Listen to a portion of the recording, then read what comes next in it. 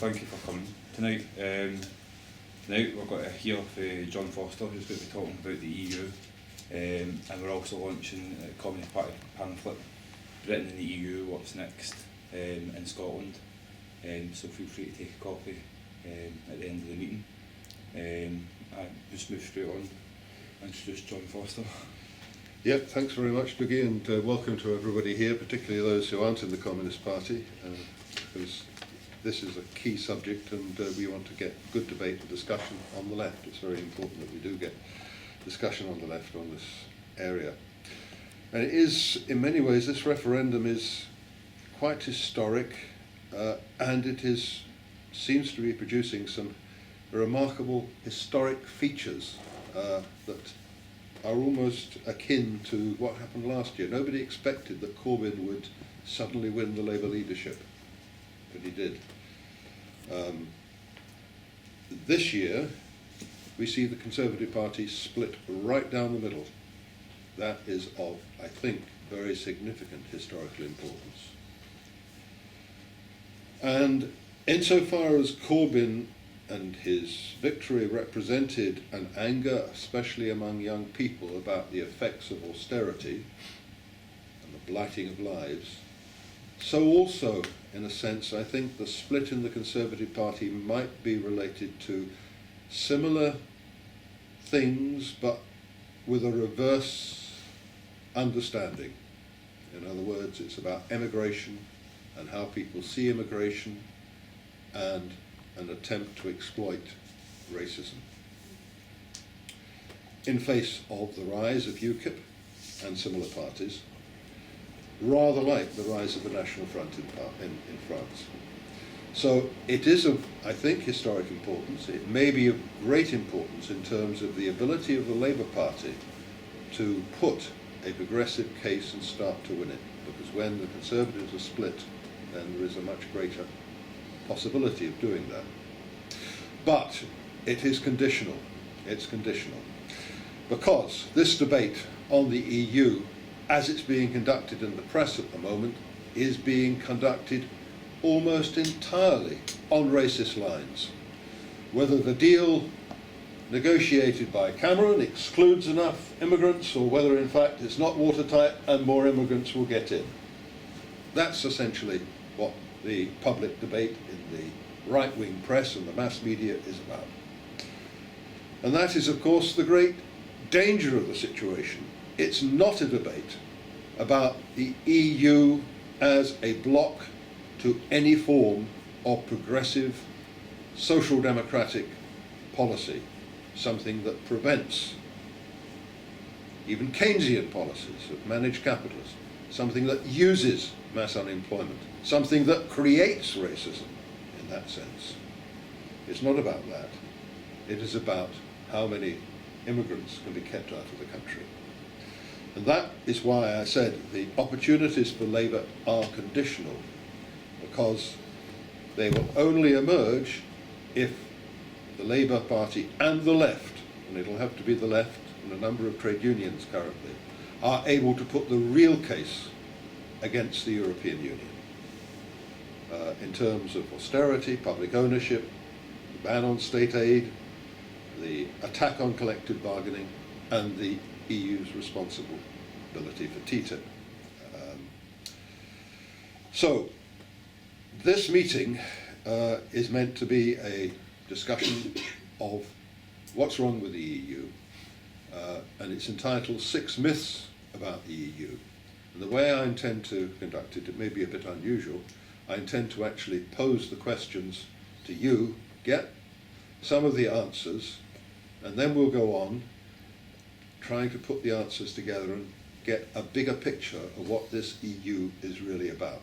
So I'm going to pose questions and we'll see what responses come up, because there are a whole series of myths about the EU which form the basis of those who support it, certainly on the left.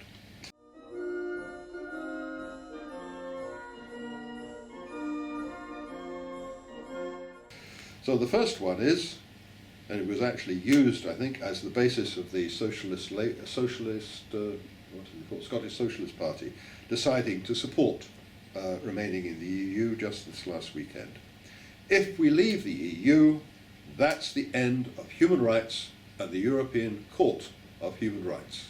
We'll no longer have that protection, and the Tories can do what they want on human rights. So who wants to come in to answer that particular question? People have heard of that, haven't they? Yeah, probably. So, yeah.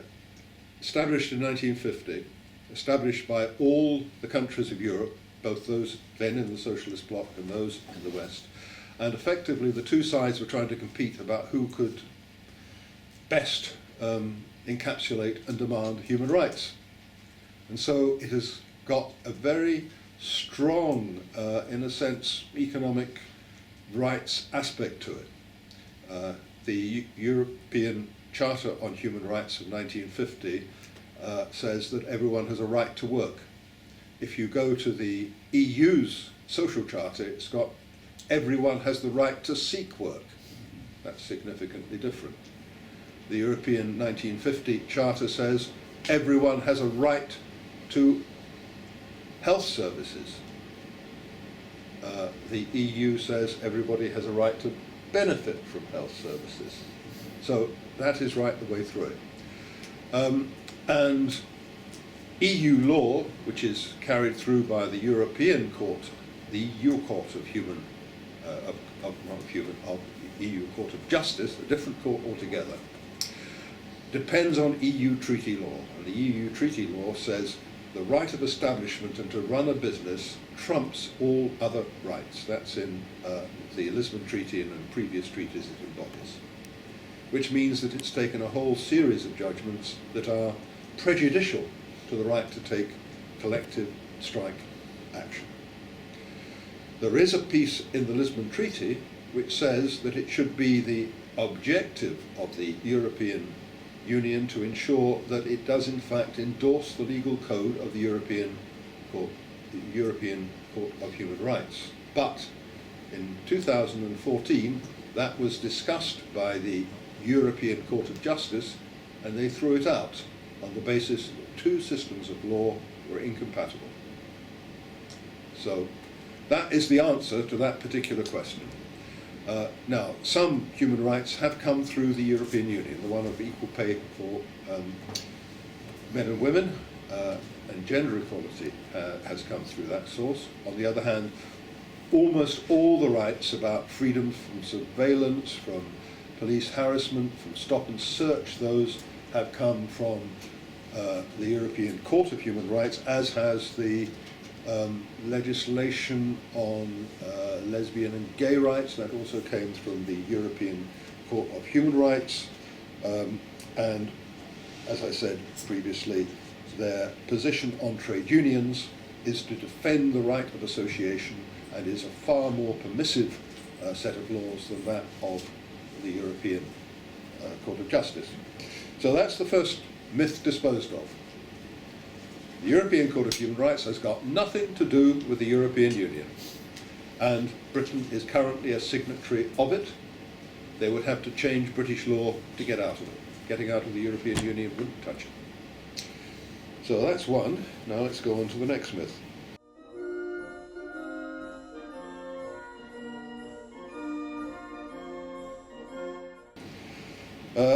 The European Union, you hear it very often, the European Union has kept peace in Europe for 60 years. And if we're out of it, we'll be vulnerable to attack. It's the European Union that's kept peace across the European continent for 60 years after a century that saw two devastating world wars start in Europe. It protects us. But you actually have to go back to and it's something that people don't altogether put together. Two things could be said about the originating states of the European Union and how they came together.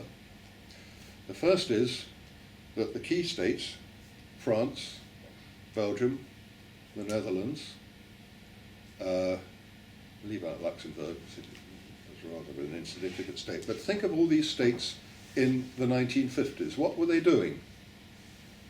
They were fighting absolutely vicious colonial wars. France in Vietnam and Algeria, millions killed, holding on to its colonial territories. It wasn't particularly a peace-loving country. Belgium, fighting absolutely vicious wars in Central Africa in which millions died. And the Dutch, what were they doing? Well, they were still trying to hang on to their territories that now comprise Indonesia with the help of the British and the Americans. So those are the three cornerstone powers. The other two powers were ex-fascist powers that had been occupied by the Americans, West Germany and Italy, and in which the occupation and the political change in the character of the political system depended to a large extent on a coexistence with those who previously, and big business and elsewhere, the big industries, had supported the Nazis. But there is another side to it that's in a sense even more sinister. The origins, what was the first of those institutions that came later to become the European Union? What was the first of them? European Community. No, it was the European... Common market. No. Coal and Steel Community. That's what it was called. Formed in 1950. And it was followed by another institution that was set up partially and then left. And that was called, in 1952, when it was set up, what was it called? The European Defence Community. What was the objectives of those two bodies? They were set up on the back of the European Recovery Programme, which was the programme of economic intervention by the US, which at that stage, before the USSR had many or any nuclear bombs, had a strategy that's been published since to, in fact, use its monopoly of nuclear weapons, this was the period of the Korean War, in order to roll back the advance of socialism in Eastern Europe. To do that, they had to rearm Germany and redevelop German heavy industry. The only way which the French were willing to agree, having been occupied by Germany just 5 years before, was if it was done under a joint body, the European Coal and Steel Community. And that's why it's set up. They then needed to remobilize the German armed forces. And the only way in which it was thought the French would agree would be if that was also under the same common command. And so they set up the European Defence Community. That, however, was defeated in the French Parliament by a combination of the Gaullists and the left, including the communists. And so that fell. And the plans of the Americans effectively got shelved and then abandoned in 1957, because at that date the USSR was able to launch a Sputnik and showed it was dominant in space. Now that meant they were dominant in space technology. It also meant they were dominant in rocket technology in a way that the USA wasn't.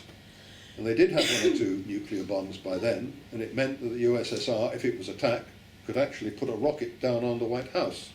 And that caused, as you can imagine, some consternation in the White House. And they couldn't retaliate in the same way. So they abandoned all of this. And the policies of, obviously they've been demonized since, but the policies of the USSR were those of peaceful coexistence.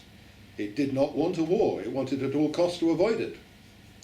So you go back to the origins of the European Union, and Euratom as well, and those were the preparations. If war was prevented thereafter by these either defeated fascist powers of Italy and Germany, or by the imperialist powers of Belgium, France and the Netherlands, if it was prevented, it was because of the balance of power in Europe, up to 1989. Almost immediately, however, as the Americans and the Germans moved to break up Yugoslavia, it was the intervention of the Germans to recognize Slovenia and Croatia and provide them with, these were breakaway states from the Yugoslav Federation, socialist up to that point, to give them recognition and to fund them that caused the breakup of Yugoslavia and the rise of Serb nationalism, which was then used as an excuse for further intervention, the occupation of Yugoslavia, and all kinds of things like the Rambouillet Treaty, which were could be discussed. We don't have time to look at it, but it was effectively a way of penetrating and taking over. And the wars that developed involved, to some extent, Muslim guerrillas coming in to Croatia and Herzegovina and Serbia, and also to Kosovo. And that was the beginning of the mobilization linked to what was happening in Afghanistan at the time. So those were things that were happening there.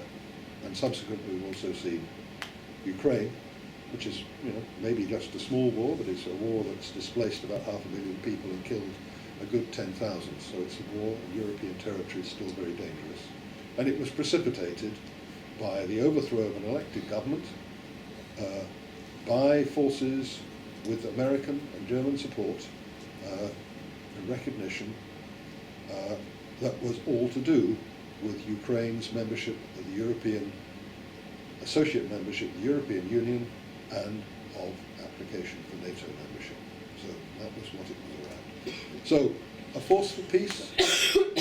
Are these countries like France and Britain still peace-loving countries, or are they involved in wars to control resources for economic purposes? You can take your own judgment. But kept peace in Europe for 50 years? I don't think so. Anyway, let's go on to the next myth.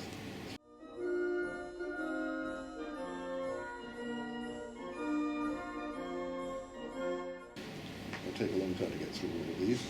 We'll lose 3 million jobs. This is what Mr. Cameron says. 3 million jobs immediately. And even if we do get out of the European Union, we'll still have to obey its rules, like Norway. Norway has to obey its rules. So there are two bits to that question. Who's going to refute that one? Britain, or rather, the European Union, other countries export about a third more to Britain than Britain exports to them. And so, if Britain left the European Union, they would want to conclude a trade treaty with Britain. Germany in particular is very dependent on the British market. We're desperate to keep it.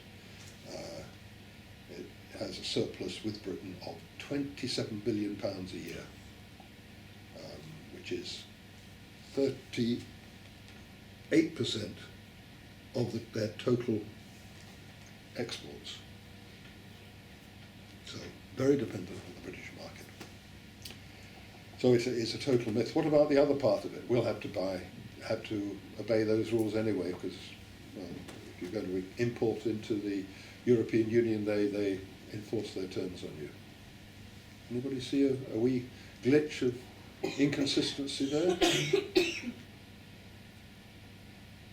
Well, what are the major importers into the European Union? Just name a few. Japan, America, Russia, China. What you're saying is it doesn't stop you. It doesn't stop you. It can't stop you. No, of course I mean, not just that. They don't. I mean, Norway does have to have is a member of the European Free Trade Agreement, and therefore it is bound by some of the European rules about no state aid to industry, for instance, or notionally so. And so are one or two other countries on the edge of Europe. But nonetheless, does Japan export into Europe? Absolutely massively. Does China? Absolutely massively. Does Russia? Well, the whole of the European, or Germany's energy supply depends on Russia. So, you just need to think of it.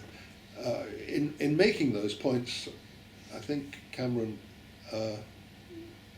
must think that a lot of people are not very bright, I think, and that probably does show his world view.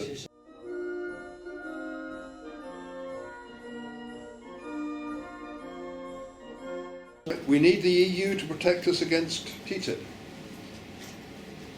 I could go on. Yeah, well, the essence of it is that it mandates free trade and it gives big corporations the power to use lawyers, corporate lawyers within corporate law, to sue any government that injures their ability to make profit.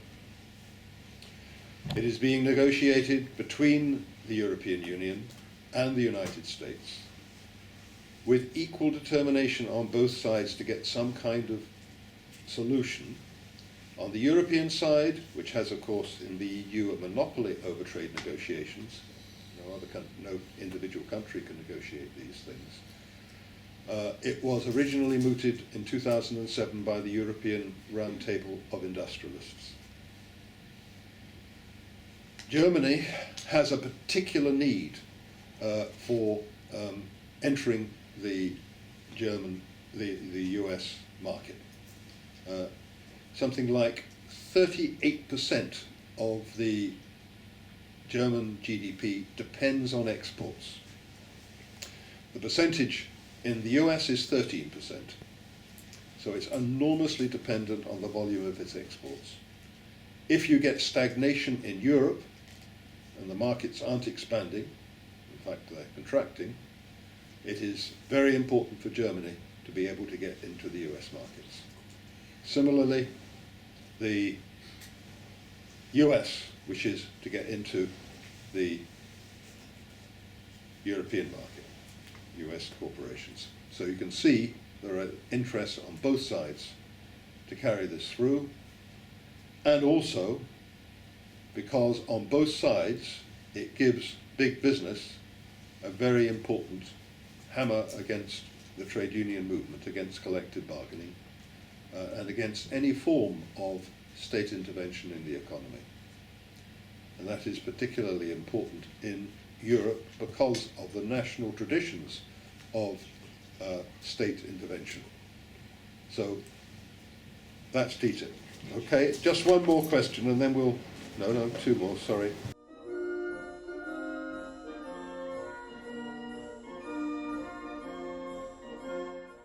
Austerity, this is a question about austerity. And you again heard this quite often. You could have said cold air comes out of the back, hot air comes out from the front. But austerity, it said, comes from the Tories. If you want to know where austerity comes from, it comes from Westminster. It's them, it's the nasty people there. It's Mr. Osborne and Mr. Cameron, and that's the people who are imposing austerity on Scotland. And you can't blame the EU. And we're not part of the Euro. So, anybody like to say what's wrong with that argument? You hear it often? You can't blame austerity on the EU. EU does its best.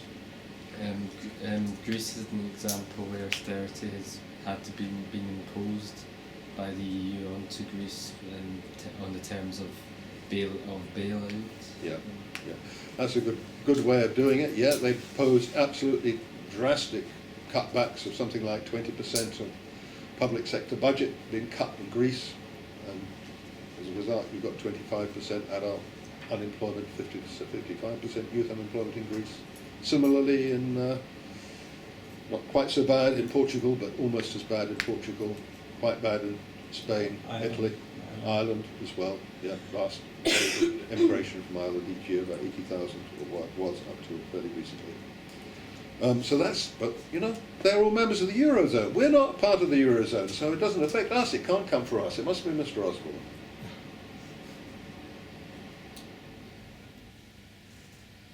No, it's Britain is also bound not by the 2012 Fiscal Compact, which says you can't have any deficit at all. It's bound by the terms of the Maastricht Treaty, as embodied in the Lisbon Treaty, which says that your deficit can't be more than 3% and your national debt can't be more than 60%. And any country, including Britain, that has a deficit that's larger has what's called a national convergence programme. And that for Britain, for 2015, and I'm going to distribute that, you can get it on the website from the Council of Europe, but I think you can get it on the Treasury website as well. This is what they say, 2015. The Council found that, despite a fiscal consolidation programme implemented since 2010, that's when the Tories got in, the UK has not corrected its deficit by the required 2014-15 deadline, etc. And it details the way it's fell short. Since 2010, the UK's general government gross debt has continuously remained above 60%, the EU's reference value for government debt. The Commission's 2015 spring forecast projects the debt to GDP ratio to further increase, though financial sector interventions could have a positive effect.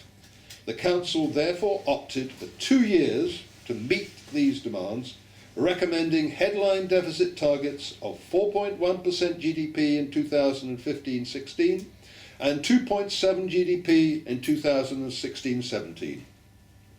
These should be consistent with an improvement in the structural balance of 0.5% of the GDP, and the Council sets a deadline of 15th October 2015 for taking effective action. That's what Osborne's done. So that's the answer to that one. I'll distribute these sheets, and they've got a few things that people could look at. Is there any other myth? I just on that, Joe, quickly, if that was the case, the situation that Scotland would find itself in at the moment, fiscal position at the moment, it would fulfil all this. It would have something like a 9% deficit. I think it would be required to cut its national spending by at least 25%. So the austerity, on top of austerity. It would be even worse austerity. Right. Yeah. That's the point I want to make. So. Yeah. So you're saying there's a limit on public spending? Absolutely. Yeah. Yeah. And that's And what it'll actually be worse. Yeah. I mean, those are the things. On the things on that sheet are, just to say what they are, first of all is the austerity thing, second is the reform programme and collective bargaining. I'll come to that. It's the programme for Portugal, privatisation, reform programme enforced on Greece, and yeah, there's more copies there if anybody wants them, and the balance on trade and goods and services from the government's own figures. That shows it. So we've gone through a number of myths. Are there any other myths anybody would like to raise up? Well, they may not be myths, questions. Quite a lot of things that are trivial, but not trivial. Yeah. You know, the general conceptions of people that they think are, running on normal. For instance, you'll hear people speaking again about what will happen if we come out of the European Union.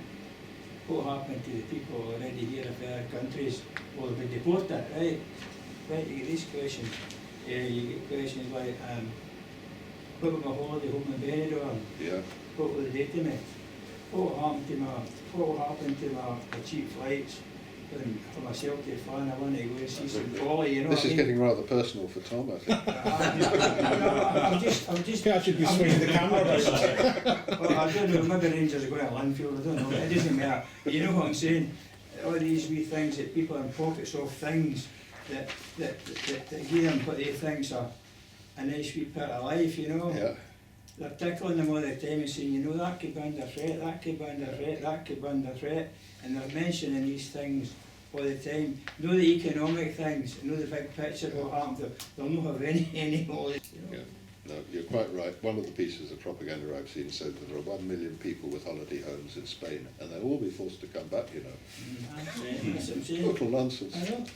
Anyway, there was maybe some point in doing it like that. I hope it has enabled us to focus on some of the things, some of the questions, some of the confusions. But it's also a very fragmented way of tackling the issue. It doesn't explain things altogether, and you don't see the big picture and what the EU has tried to do. And that's, I think, what I'd like to spend about 20 minutes just explaining, but maybe much closer to that. But Doesn't make sense to me. shall I try and paint a broader picture about where we are?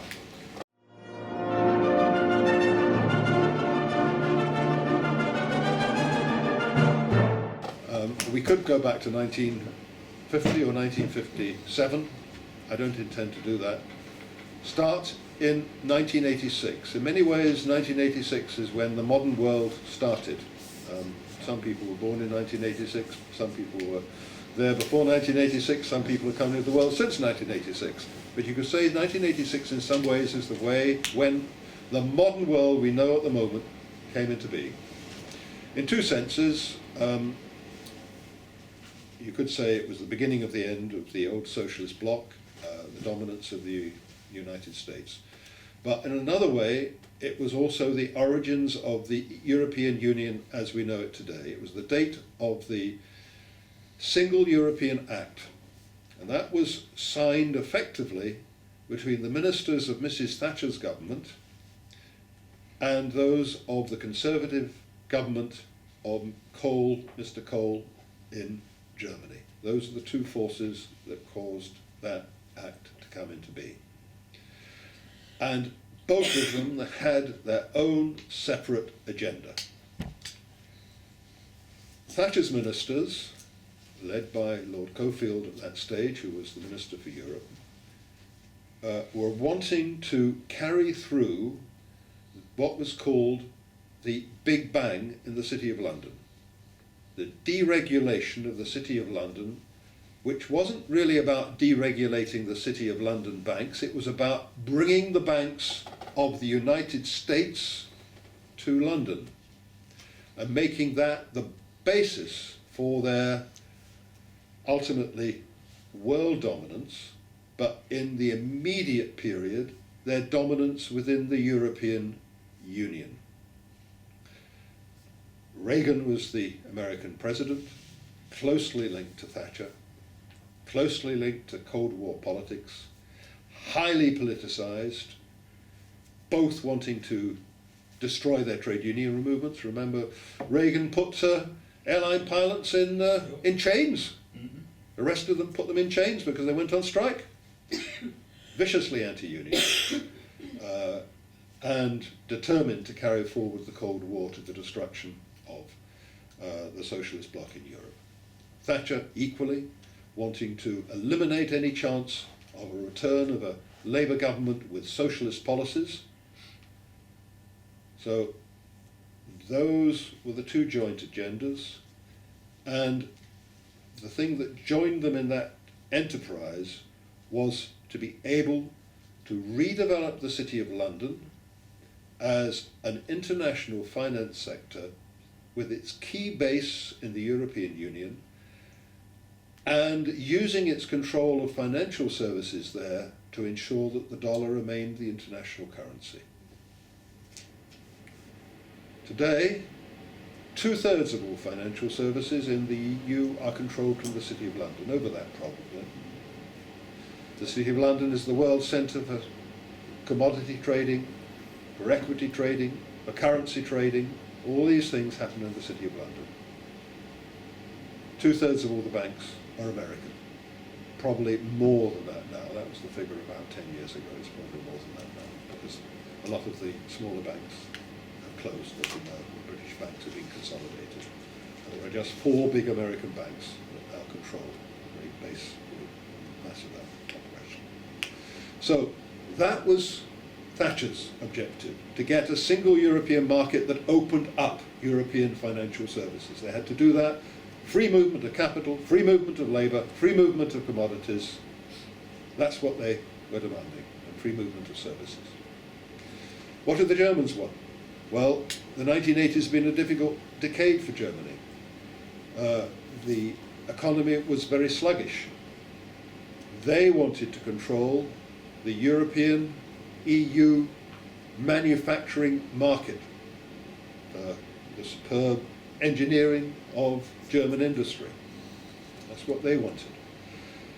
And he also wanted, Kohl, to have a framework that would contain and destroy the Social Democrats from putting forward an alternative political agenda. So that is what was created. The British got financial services for the Americans, and the Germans got the European market for manufacturing goods. But it was on the basis of immense inherent contradictions, which eventually broke out loose. There are three great contradictions there. The first one was the EU single market and the Maastricht Treaty demanded absolutely strong, tight, deflationary controls over any form of state credit. Governments could not use Keynesian methods to reinflate the economy. They couldn't stimulate the economy. You had to cut back public spending. So, total control there. What didn't it control? Any form of private credit, bank credit. Banks could expand credit, fictionalize money, involved in leverage lending of various kinds. No restrictions on that. We'll leave that there. What was the second big contradiction? Well, it was all about having a free market for the exchange of goods and commodities and services. So it was assumed you have a wonderful level of competition. In fact, it was claimed at the time in the Cecchini report that if you had this total, complete competition, it would eliminate all wasteful production and therefore have a much higher level of overall productivity and output, which would generate 5 million extra jobs. That was the claim at the time. But there was a bit of a contradiction at the centre of all of that. What was that? The unequal development of the country. Unequal development across the EU. It wasn't precisely monopolisation, but effectively it was. The German economy was just so much more developed than that of Portugal, Spain, Greece, Italy, or the countries of Eastern Europe, that it was totally dominant. So what was the result of that over a period of time? 10 years, 15 years? Yep. The monopolisation of German industry across the EU. To some extent, yeah, they did move in and they did buy up things, but there was an even more lethal thing that happened. The deindustrialisation of countries. Yeah, deindustrialisation, but it linked up with the issue of credit as well. For instance, I haven't got figures immediately at hand, but they're in the pamphlet there. I think it was Portugal. Take Portugal. German exports to Portugal went up by I think 110%. Portugal's exports to Germany went down by 2%. Greece wasn't quite as dramatic, but something like that. Italy, something like that. Spain, something like that. Right across the south. Ireland. Now, you can put that contradiction together with the first one. What happened? In order to fix the balance of trade and the deficit, the banks lent the money to the banks in those debtor countries. Because if a country is poor, the actual rate of interest is higher. If you're a very poor person, you have to pay a much higher rate of interest if you're going to borrow any money. So it's very profitable to do that. So absolutely massive imbalances were run up and funded by bank credit from Britain, France and Germany, particularly actually Germany. They financed the ability of these countries to be able to maintain for about 15 to 20 years. So that's two contradictions. You can see how they locked together, yeah? And eventually caused an enormous financial crisis. Now there was a third contradiction. What was that? It was the base assumption of the European Single Act. It was that labour would be fully mobile. If you were going to have this competitive environment that would redistribute resources where they were needed, labour would move. Labour would have to move. In fact, that was an explicit thing. It was mentioned in the Cecchini report. You would get these extra jobs, but only if workers moved where the jobs were. And this was for a continent with the most densely organised trade union and labour movement anywhere in the world. Levels of collective bargaining in Germany were about 90%, in Austria 99%, very strong in Portugal, quite strong in Spain, very, very strong in France. And therefore workers didn't move. And so that particular part of the equation didn't work. Now, the architects of the Single European Act and the various governments who were interested in carrying it through ignored the first two contradictions. They didn't bother about credit, they didn't bother about the imbalance of productive power across the EU and uneven development, but that became the fixation. And so you had a whole series of programs that were developed. The first one was the Lisbon program of 2000.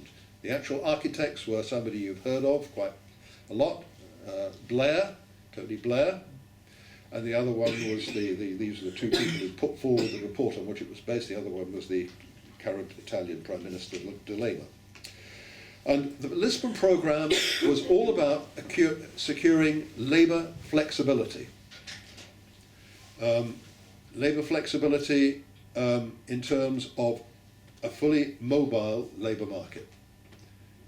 It was the Lisbon program that talked about ending, and they always use these very clever words, I'm sure they came from Mr. Blair actually, early exit, you can go back and look at them, early exit from employment. What's that mean? Fire. I mean, you're fired. No, it doesn't mean you're fired. No, early exit from employment. Early retirement. It means you put forward the pension age from 60 or 55 in some countries to 65 to 67 to 68 to 70. You increase the size of the labour force. End disincentives to work. This is all in the Lisbon programme. Cut benefits. Cut benefits. Cut benefits. Ensure that pensions are sustainable. What's that mean? Cut pensions. I'm just guessing. There's a theme. So they set all these things up, and each country was meant to report annually on how far they got down this road. But cutting pensions and increasing pension ages and cutting benefits are not popular things, and governments weren't willing to altogether get to terms with them, and that caused great annoyance among those who were running the European Union. And they kind of tightened things up. They had a new program initiated in, it was called the Revivalism Program, and then you had the EU 2020, which is what still applies, and you can go and look at Britain's program on the Treasury website. Programs on the EU website for all the countries of Europe. And they just are continuing along this road. But particularly also, they started to say collective bargaining is not helpful. You know what collective bargaining does in terms of neoliberal economics? What does collective bargaining do? It's a terrible, terrible thing. Do you know what it does? My daughter does economics. She's in her 4th year, and she's got a textbook by Olivier Blanchard, who's the big cheese in economics. It increases wages. But it does increase wages, but it does something much more unpleasant than that. Drives down profits. Now that's just being crude. That's just being crude. No, it does something anti-social, collective bargaining. This is what all the economists say. This is what you're taught. Have anybody done economics here? No? No. Oh, you're lucky. What does it do? Collective bargaining causes unemployment. You have got mass unemployment against you, and it causes discrimination. Because it means that those who've got jobs hold on to them, defend them, and others are excluded. And we need to break down collective bargaining. We need to have a system they described as flexicurity, flexible labour markets, where the people can come and go easily, and where therefore employers are not frightened of taking people on because they can't fire them. That's the problem for employers. You take people on, you can't get rid of them with strong collective bargaining. Terrible. Or strong contracts as well. So that is a terrible thing, and something had to be done about it. So they had a green paper on modernising labour law, 2007. Published that. There was a big outcry from the European Trade Union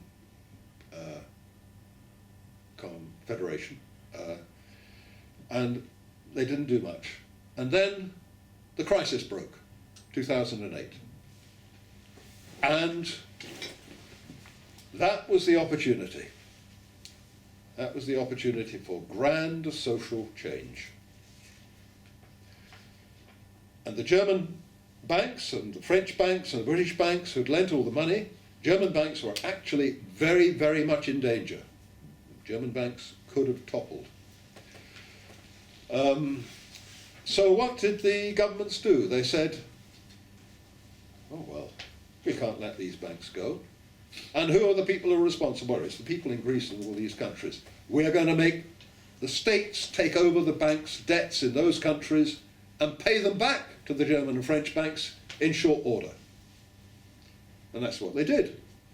And half the debts of the Deutsche Bank were wiped off because they were paid back by the money that was raised by the Greek government and the Italian government and the Portuguese government in order to pay back those banks. And therefore, the public then had to face austerity. Your governments are way over the Maastricht limits in terms of deficits of public borrowing. You're going to have to really cut back now and adopt these new reform programs. And we're not going to give you another penny, and anything you borrow will go sky high in terms of interest rates unless you do precisely what we say. And each of these countries had a reform program they had to adhere to. I gave out this piece of paper, you can see at the bottom, no, in the middle actually. This is the 2015 reform program for Portugal. Read it. To encourage job creation, this terrible collective bargaining that had to be ended, open-ended contracts, to encourage, open-ended contracts and address duality, severance payments for permanent contracts have been reduced, while the definition of fair dismissals has been eased. What's that mean? Sack people more easily. Working time has become more flexible to contain employment fluctuations over the cycle and enhance firms' competitiveness. To facilitate wage adjustments, measures have been taken to increase the scope for bargaining at firm level. That's getting rid of sector-level collective bargaining. Unemployment insurance benefits have been revised to increase incentives for a rapid return to work. You know what that means? Active labour market policies have been streamlined to make them more effective in supporting job creation, strengthening activation and providing more effective training opportunities. Then at the bottom paragraph, the number of sectoral collective agreements fell from 172 in 2008 to 36 in 2012. The number of employees covered by collective bargaining fell from almost 1.9 million to 225,000 in 2014. Collective bargaining in Portugal has been destroyed. And you can go onto the web and read that on the European Union web.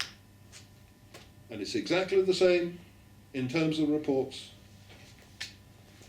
for Greece, Spain, in differing degrees and differing ways. So, what they hadn't achieved up to 2008, they use these programs to achieve, austerity programs. And austerity was a word saying we're all in it together, but of course we weren't all in it together.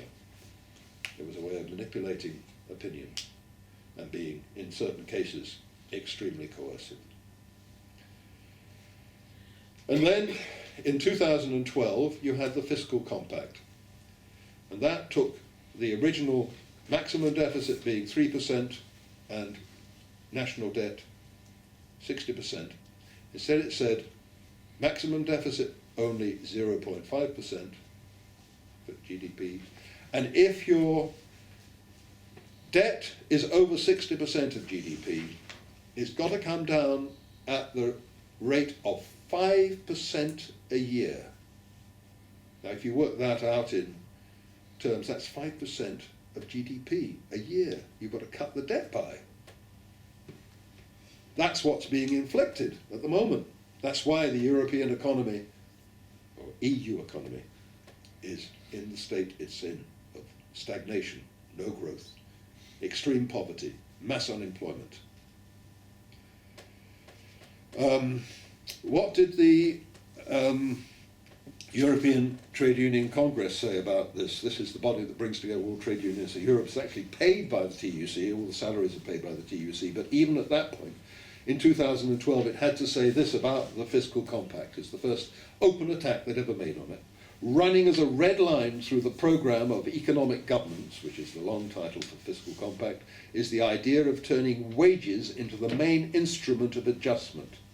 Currency devaluations, which are no longer possible inside the euro area, are to be replaced by devaluation of pay in the form of deflationary wage cuts. To achieve this wage flexibility, labour market institutions which prevent wages from falling are perceived as being a rigidity which should be eliminated. In other words, you go back to the 1930s and that philosophy. If you want to get out of a crisis, it's the free market that does it by forcing down wages and pushing up profits. And that's the way you move forward. And that's what that Fiscal Compact or Treaty of Governance is meant to do. So rigid, free market economics. Now, I don't know, we're going on and it's getting cold here. We don't, it's probably, well, I could go on a long time, but does that bring together a picture that makes all those other kind of myths starting to make sense, or forming something of a wider perspective you can see? So that is the European Union. Within the European Union, as I've said, Germany, country with 80 million people, is the dominant force, and it's linked to Austria and to the Eastern European as subcontract areas that do an awful lot of the manufacturing for us. It's a dominant economic force. It is, as I said, entirely dependent on exports. 30% of it, 37 or 8% of its GDP is based on exports. It is therefore immensely dependent on levels of wages, of productivity, vis-a-vis America and its other potential export markets. You can see why they want the European Union as that type of entity with flexible labour markets. It's crucial for them. And they're determined to keep it that way. Then you've got Britain. And we go back to that original objective. The American banks are still there. They're more dominant. A lot have gone bust, but they've been consolidated. America as a country is threatened, feels itself to be threatened by other countries, particularly China and its rise over the next 10 or 15 years. It is desperate to be able to maintain its presence in Europe. It needs to have a control over Europe. This is another myth, of course, that's an important point to make. We didn't actually make it. Europe interlinks, EU interlinks with NATO under Clause 42, or Article 42 of the Lisbon Treaty. It doesn't precisely say we will be part of NATO, but it says it will respect the obligations of certain member states as members of NATO to ensure that their military operations are integrated with those of NATO. All but one or two small states in Europe are members of NATO. Therefore, it means that the armed forces of the EU are integrated with NATO. But if Britain wasn't there, and given the historically different economic and political orientation of Germany, and its unwillingness on occasion to go along with what the Americans want, for good economic reasons, in terms of his own rule of class, America desperately wants Britain to be there, to represent it in Europe. There is no other reliable power. And therefore you saw the Americans coming out, the American State Department, making declarations in favour of Britain remaining in the European Union. And they need it because they want to keep control of the markets in Europe, in finance, because that's essential for the dollar as well. And the City of London banks from America in the City of London is also crucial for British finance capital, what's left of it. But there is a contradiction, as differences in terms of the way in which German interests run up against Anglo-American interests. Because one thing that the British City of London has done is financialise the economy. In other words, what made these vast fortunes in the City of London, what was being gambled about before 2008, is changing the nature of the economy. I don't know too much about how those immense fortunes were made, but they're basically made on using leverage. You borrow money out of banks when you've got savings and you put them in a bank, and how much money do you get on them? Basically 0.5% or something like that. The bank accumulates all these savings from people like you, saving a bit, but also saving in pensions, and it has this large amount of liquidity, and it lends it to the investment banks. The investment banks borrow money short term in order to be able to leverage. In other words, they would have 10% of their own money, borrow 90%, they'd be paying 0.7% on that money.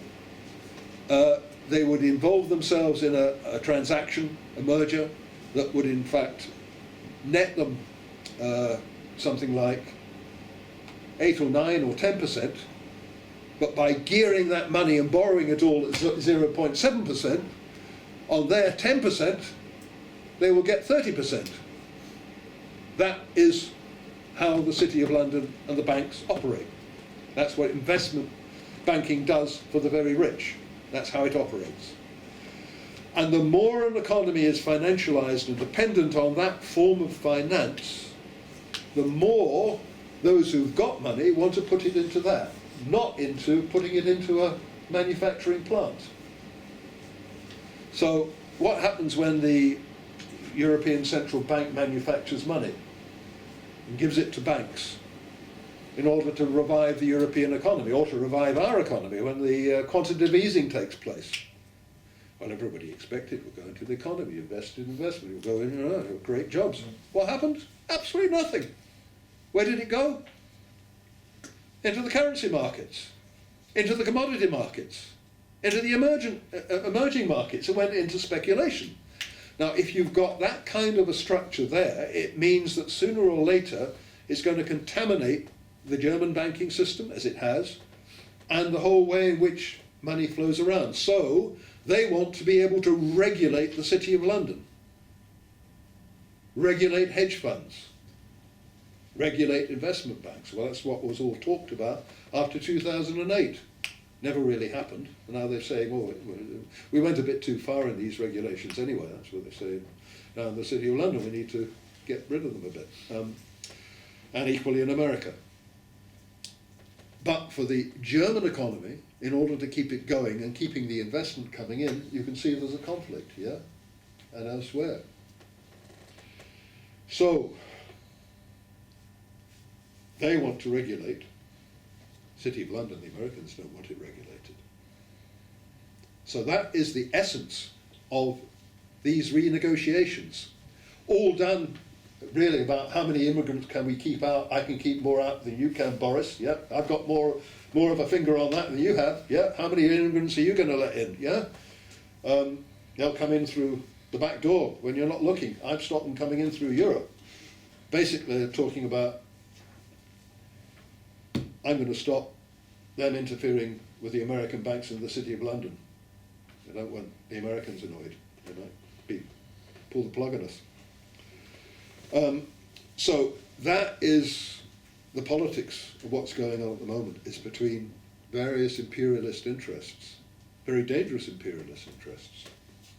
That's what the real negotiations are, and we need to expose them. And we need to then also expose what they are doing to the left and have done to the left, because that was the other objective of Cole and Thatcher.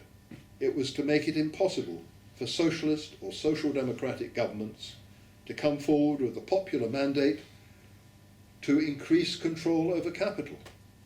You couldn't do it within these regulations. New Labour couldn't do it. They were bound by these regulations. You can't increase public spending. You're bound not to subsidise industry. You're not allowed to give state aid. If you've got public controlled utilities, you have to introduce competition. And you have to therefore introduce all the things that we've been talking about in terms of labour flexibility. So no wonder all the social democratic governments, parties rather, in Europe lost votes, became shells of what they were, because they were imprisoned in this structure. And none of them have been able so far to rebel against it. And that was another key objective, both of Germany and of Britain. And in those circumstances also, and this is the other consequence, of the imposition of these free market principles, of using wages as the regulator and unemployment as the regulator and labour mobility as the regulator and enforcing flexibility, zero contracts and all the rest, you have the other consequence of insecurity and fear of ordinary people, and that is indeed racism. So that is what has been the other political product of the EU. And I think, just to wrap it up now, because I think everybody's getting very cold, that I think is the basis of the argument against the European Union. That's the nature of the beast. And for us, if there is going to be a revival of social democracy in any form, and the SNP government in Scotland is as much a prisoner of these rules and regulations as anybody, and would be if you had an independent Scotland, the ability to put forward a pro-people programme can only be undertaken outside the European Union. There's no chance of changing it with inside. If you look at the political balance at the moment, it's totally towards the right wing. You can only do it outside. If you want, stand for full employment, Keynesian type policies, not outright socialist ones, redeveloping a public sector, planned development, redeveloping the manufacturing and industrial base, which has been totally eroded as a result of financialisation of the City of London, in Scotland more than anywhere else. You have to have state aid. You've got to have some form of using state money to stabilise the economy, to build skills, to be able to ensure there is investment. It doesn't mean excluding necessarily the private sector at all, but nonetheless you need that framework. You can't build it on branch plants coming and going. And if you want really to be able to overcome racism and everything that goes with it, you have to overcome those kind of circumstances that we see here in these programs.